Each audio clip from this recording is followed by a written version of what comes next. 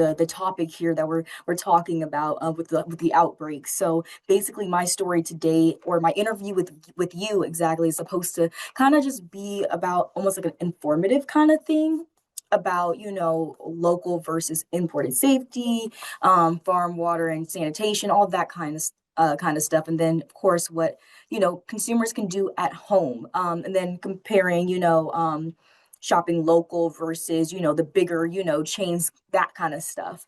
And so just hoping to kind of get your expertise on the topic, I guess. And so I guess we'll kind of just start with talking about, are there advantages of shopping local versus imported, or going to the bigger chains?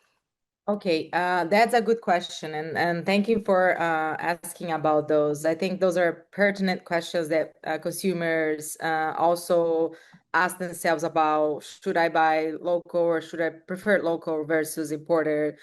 So before getting into the answer specifically, would be careful not to say that local produce is automatically safer than imported produce. First of all, because Cyclospora contamination can occur anywhere where human feces contamination reaches the crop through whether it's water, poor sanitation, or food handlers. So both domestic and imported growers are expected to follow food safety practices on their farm.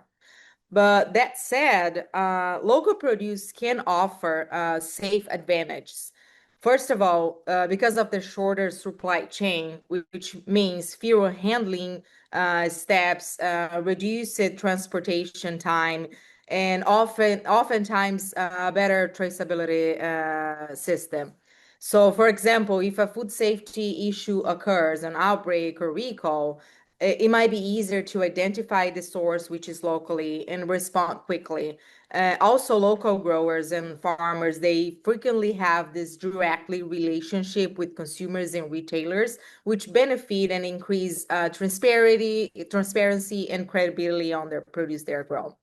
So again, but as I mentioned, food safety depends on farm practices specifically, and then mostly related to the length of the supply chain. Like normally imported produce comes from far from where we are, so it passes through a lot of steps that can increase the risks of produce becoming contaminated, rather compared to domestic, locally grown produce.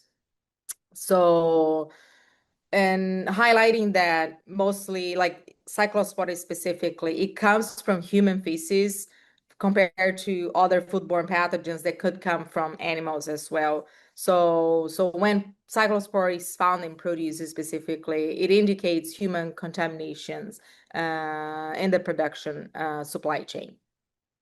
Gotcha. And so that's kind of along the lines of my next question was going to be, how do worker hygiene and irrigation water protocols kind of factor into the contamination? Yeah, and that is a great point. Worker hygiene and water quality are the most important factors against foodborne pathogens and cyclospora specifically.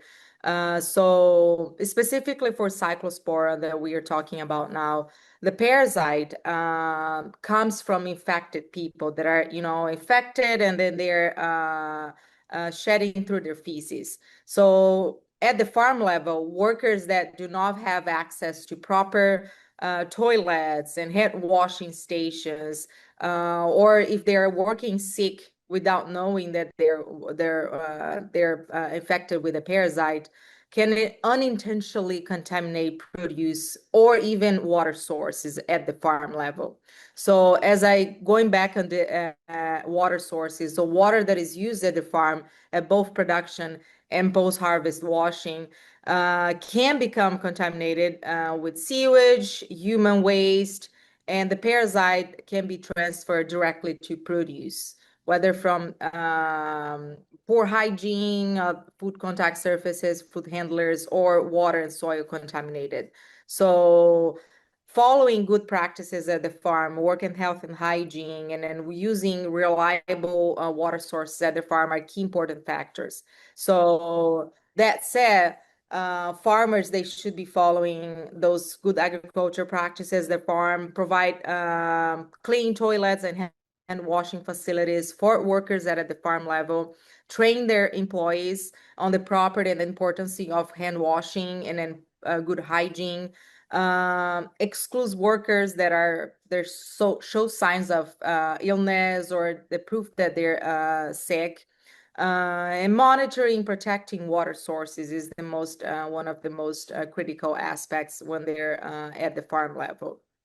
And also preventing leaking or sewage leaking from portable toilets or for nearby areas. And how often do, I mean, I know we hear about them all the time in the news, but how often do these outbreaks happen or how easily can they happen? Yeah, outbreaks, they can happen at any time, but most specifically, we see a rising in the cases, foodborne illnesses cases, in the summertime. So especially with warmer temperatures, these microorganisms, even Cyclospora, they thrive and they develop better in warmer environments. And also, that's the time that people tend to eat more fresh fruits and vegetables during the summertime. So that could be implicated in increasing in foodborne illnesses cases during this time of the year specifically. And for, I know that we kind of talked about the food contamination aspect of it, making sure that, the workers are using proper hygiene and everyone's using proper practices. But is it possible, which I can imagine probably is, can, I guess, wildlife contaminate the food? And do we see outbreaks happen from that often? If they're getting So, onto the farm and kind of like getting into the food and they might be carrying something? yeah, that's a good point. For Cyclospora, no, because Cyclospora is strictly coming from humans, so it's a human parasite. But for other foodborne pathogens, when we talk about Salmonella, E. coli, they definitely most of the times they come from animals, whether they are livestock like cattle, chickens. But they also wildlife. They carry human pathogens. Birds, they're normally associated with carrying Salmonella, Cyclospora, and reptiles, or they're on the farm. Turtles, alligators, and so on. They can also carry human pathogens like Salmonella, E. coli, and other ones. So yeah, that could be one thing that contributing to water source contamination and so on.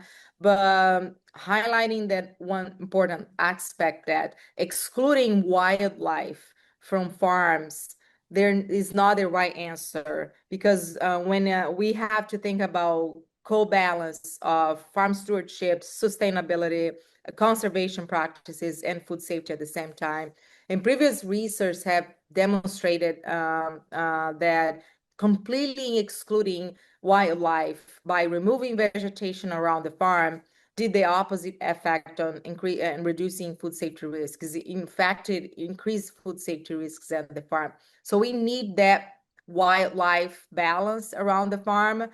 But as a good practice that can farmers do, avoid, try to avoid animal entry on produce fields when the produce, especially when fruits and vegetables are maturing in the field, and preventing water sources, protecting water sources around the farm as well.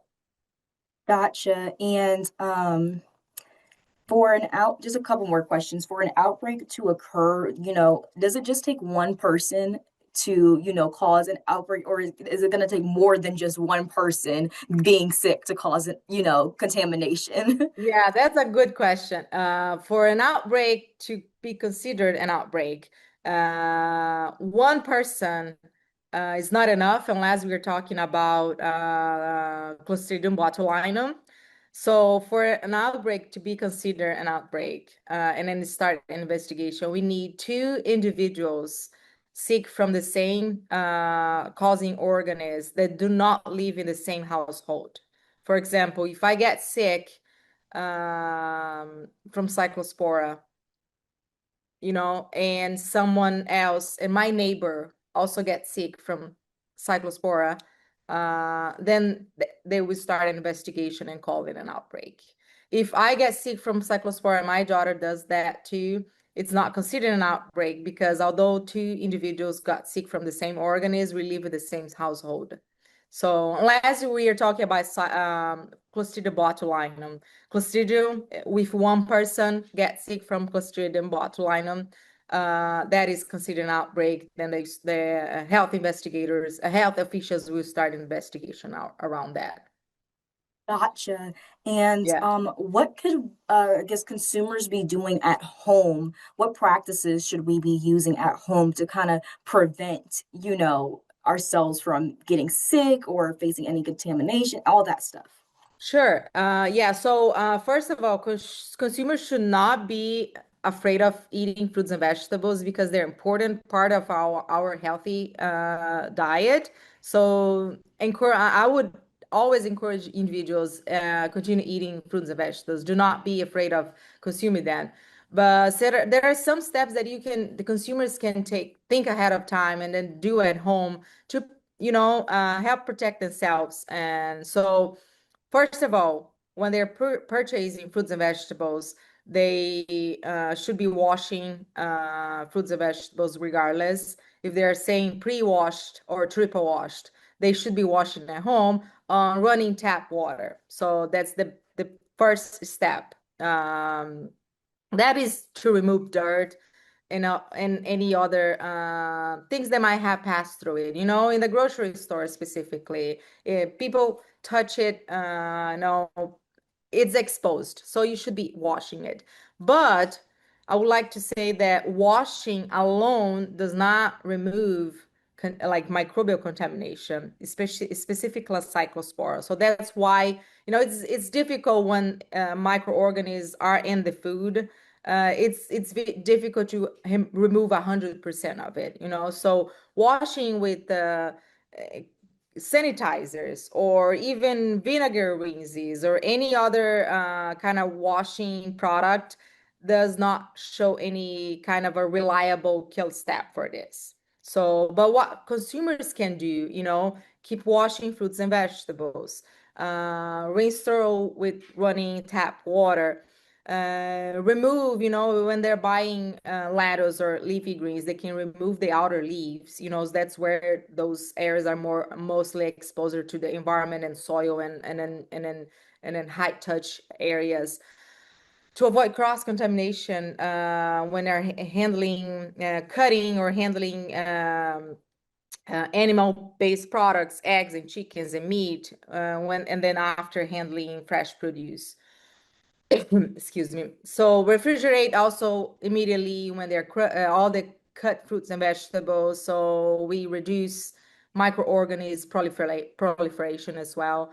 And the consumers could also be following public health advisors on ongoing recalls and outbreaks. So if they have that recalled product at home, they should throw it away. Do not consume that recall or product that has been identified as potential contamination. So, and another thing that the consumers could be doing at home, if the produce can be cooked, this is the most effective way to kill cyclospora. For example, let's say if they're buying any vegetable or any fruit that can be cooked, so for safe purpose, they could cook it, make jams and jellies out of berries, or eat steamed broccoli or something like that.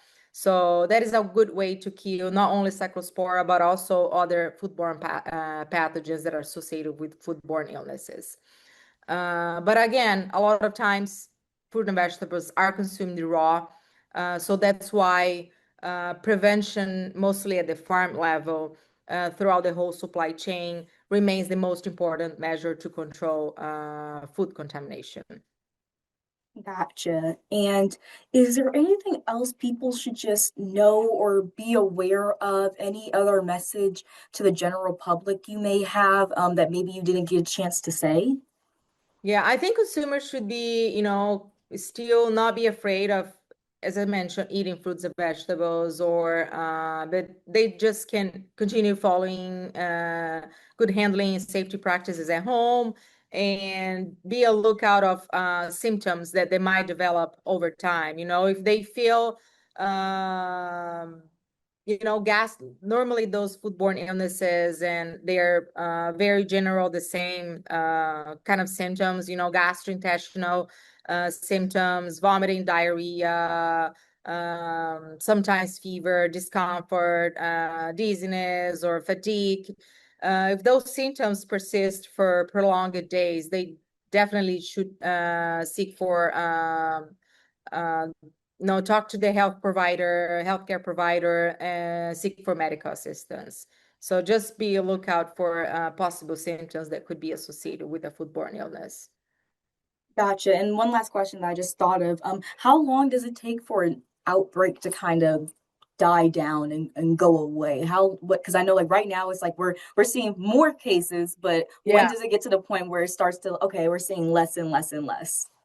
So that's another good point. A lot of times outbreaks, they happen and disappear without even a source being identified. That's because that, like, mostly associated with fresh produce, they have such a short shelf life, especially lettuce or leafy, or berries, for example.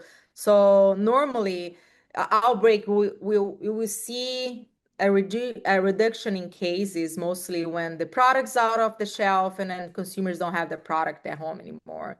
So that's when we normally see that kind of reduction on the outbreak, and then a lot of time resolution of it. A lot of, when a food source, food is identified as linked to the outbreak, the company will immediately remove and recall the products that are on the shelf life, so preventing from future cases occurring and people becoming contaminated. But that is normally the normal course of an outbreak.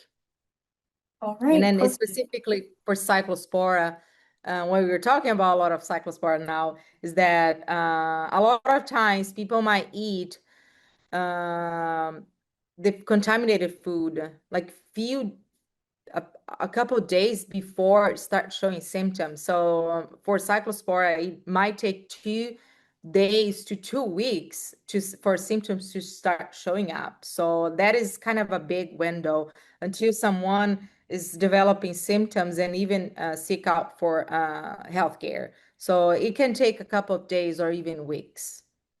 Gotcha, gotcha. Well, that's all the questions I have for you. I greatly appreciate you joining me on this Zoom call. This is all very helpful. Yeah, thank you for having me. I think it's a topic that we need to alert consumers and be talking about that at this moment.